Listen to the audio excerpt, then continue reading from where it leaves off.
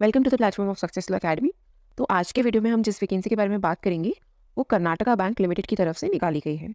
Karnataka bank एक private sector bank है जिसके offices all over India located हैं और यहाँ पर लॉ ऑफिसर स्केल 1 के लिए वैकेंसीज नोटिफाई की गई हैं इनके वेरियस ऑफिसेस के लिए। इस पूरे वीडियो में हम इस वैकेंसी से रिलेटेड क्या क्वालिफिकेशंस हैं, क्या एज क्राइटेरिया है और इसका एग्ज़ाम कैसे होगा, फीस और लास्ट डेट क्या है, वो सारी डिटेल्स डिटेल में डिस्कस करेंगे। तो सबसे पहले हम इस वैकेंसी के लिए क्या क्वालिफिकेशन रखी गई है वो देख लेते हैं। तो इस नोटिफिकेशन के लिए अप्लाई करने के लिए सबसे पहले आपके पास ग्रेजुएट की डिग्री होनी चाहिए लॉ में आपकी ग्रेजुएशन है या फिर आपकी पोस्ट ग्रेजुएशन है जिसमें आपके मिनिमम 50% मार्क्स हैं आपके फाइनल ईयर में, तो आप इस वैकेंसी के लिए अप्लाई कर सकते हैं। फिर उसके बाद हम इसका एज क्राइटेरिया देख लेते हैं। तो इस वैकेंसी को में अप्लाई करने के लिए आपकी मैक्सिमम एज दी गई है 30 ईयर्स है। अब ये जो 30 ईयर्स है वो आप कैलकुलेट करेंगे 1 नवंबर 2023 को। तो इस डेट तक आपकी जो एज है वो 30 ईयर्स से ज़्यादा नहीं होनी चाहिए। अगर ये क्राइटेरिया आपका फुलफिल हो रहा है तो आप इस वैकेंसी के लिए अप्लाई कर सकते हैं। अब हम इसकी एप्लीकेशन फ़ी देख लेते हैं। तो यहाँ पर इस पोस्ट के लिए जो फ़ी रखी गई है वो है 600 प्लस GST। अब हम इस वैकेंसी के रिलेटेड क्या एक्सपीरियंस की कंडीशंस हैं वो देख लेते हैं। तो आपके पास 2+ ईयर्स का एक्सपीरियंस होना चाहिए लिटिगेशन मैटर से रिलेटेड।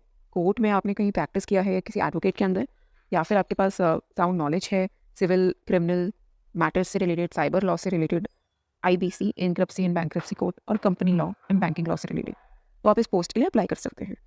तो आपकी ग्रेजुएशन के बाद आपने लिटिगेशन किया है या फिर किसी भी एडवोकेट के अंदर थोड़ी बहुत प्रैक्टिस की है और आपके पास ये जो सब्जेक्ट्स यहाँ पे मेंशन किए गए हैं इनसे रिलेटेड आपके पास थोड़ी बहुत भी नॉलेज है, तो आप इस वैकेंसी के लिए ज़रूर अप्लाई करें। अब हम इसकी सैलरी देख लेते हैं। तो इस पोस्ट के लिए जो आपको सैलरी दी जाएगी वो होगी 60,000 पर मंथ, और आपका जो प्लेस ऑफ वर्क होगा वो कहीं भी हो सकता है, मतलब इंडिया में कहीं भी ये बैंक जहाँ पर भी है वहाँ पर आपको पोस्ट किया जा सकता है।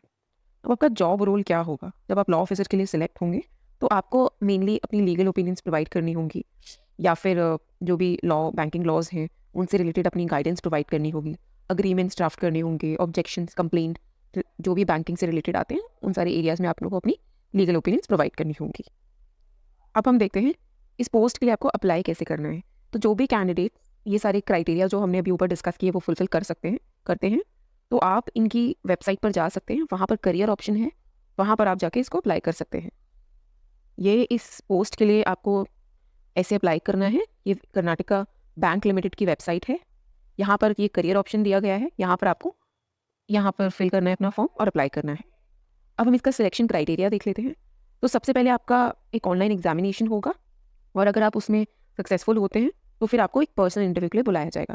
तो इसका जो एग्ज़ाम होगा वो 2 स्टेजेस में होगा। पहले आपका एक ऑनलाइन एग्ज़ाम होगा, फिर आपका पर्सनल इंटरव्यू होगा। उसके बेसिस पे आपकी मेरिट बनेगी। अब हम यहाँ पर इसका सिलेबस देख लेते हैं, क्या एरिया ऑफ टॉपिक से आपका जो ऑनलाइन एग्ज़ाम होगा उसमें क्वेश्चंस आएंगे। तो सबसे पहले आपका लॉ में क्वेश्चंस आएंगे 50 क्वेश्चंस 50 मार्क्स के। फिर उसके बाद जनरल अवेयरनेस, बैंकिंग और करंट अफेयर से रिलेटेड आपके 20 क्वेश्चंस होंगे 20 मार्क्स के। इंग्लिश लैंग्वेज में आपके 10 question for 10 marks. Logical reasoning में आपके 10 क्वेश्चन फॉर 10 मार्क्स। फिर क्वांट में आपके 10 क्वेश्चन फॉर 10 मार्क्स। तो टोटल आपके ऐसे 75 मिनट्स का ड्यूरेशन होगा जिसमें 100 क्वेश्चन होंगे 100 मार्क्स के। अब लॉ से रिलेटेड आप क्या एरियाज पढ़ सकते हैं? तो बैंकिंग रेगुलेशन एक्ट हो गया, फिर सारफेसी हो गया, सेबी हो गया, कंपनी लॉ और IBC। कंपनी लॉ और IBC इसीलिए बिकॉज यहाँ पे जो एक्सपीरियंस का क्राइटेरिया दिया गया है वहाँ पे स्पेसिफिकली मेंशन किया गया है कि आपके पास साउंड नॉलेज होनी चाहिए कंपनी लॉ और IBC से रिलेटेड। तो अगर आप लॉ की जब क्वेश्चन सॉल्व करेंगे तो अगर आपके पास इन सारे एरियाज में नॉलेज होगी तो वो आपके एग्जाम में आपकी हेल्प करेंगे। बाकी बेसिक आपका CPC, CRPC, IPC ये सारे जो टॉपिक्स हैं, सब्जेक्ट्स हैं, वो आप रीड करें। प्लस बैंकिंग से रिलेटेड भी आप सब्जेक्ट्स पढ़ सकते हैं।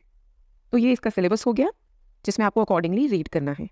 फिर आगे जो कंडीशंस दी गई है उसमें एक चीज़ बताई गई है कि अगर आप इस पोस्ट के सिलेक्ट होते हैं तो सबसे पहले आपको एक प्रोबेशन पीरियड के लिए रखा जाएगा 1 ईयर के लिए। उसके बाद जब आप सक्सेसफुली वो पीरियड कंप्लीट करेंगे तो उसके बाद आपको फाइनली अपॉइंट किया जाएगा। ठीक है, तो ये इंपॉर्टेंट डिटेल्स थी इस वैकेंसी से रिलेटेड।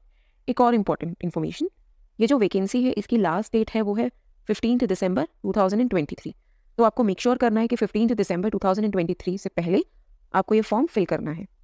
ये एक अच्छी वैकेंसी है जिसमें जितने भी कैंडिडेट्स हैं वो क्राइटेरिया फुलफिल कर रहे हैं वो इसको अप्लाई कर सकते हैं, और इसका सिलेबस हम डिटेल में डिस्कस कर चुके हैं। अकॉर्डिंगली आपको रीड करना है।